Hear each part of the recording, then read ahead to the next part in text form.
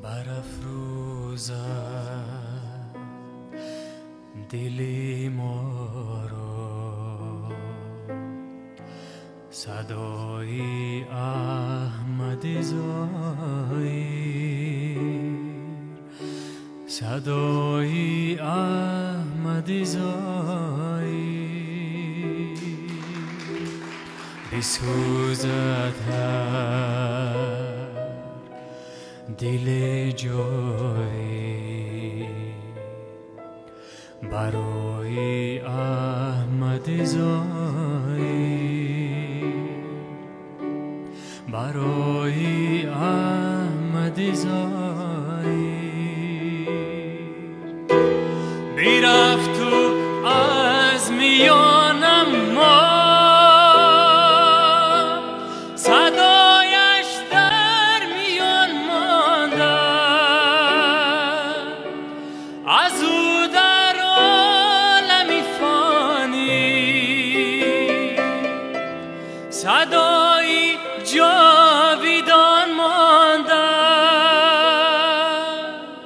از او در عالمی فانی صدایی جاویدان مانده و آوایی خوشش میگفت همه رازی دلی ما را به هر جای قرین میکرد، غم و شادی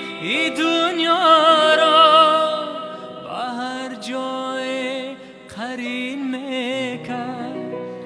غم و شادی دنیا را.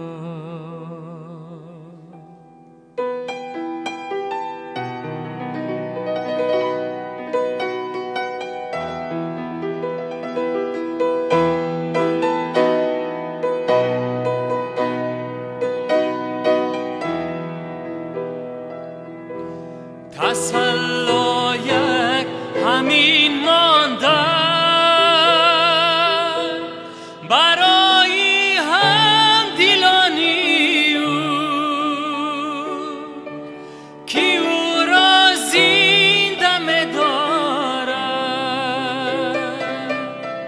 صدای جاویدانی او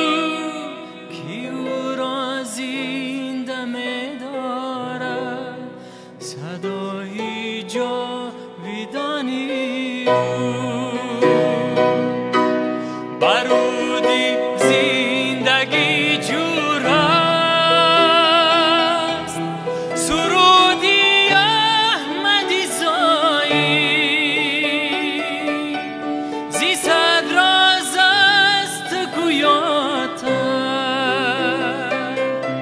سکوتی احمدی زایر زی صد راز است تو گویاتن، سکوتی احمدی زایر.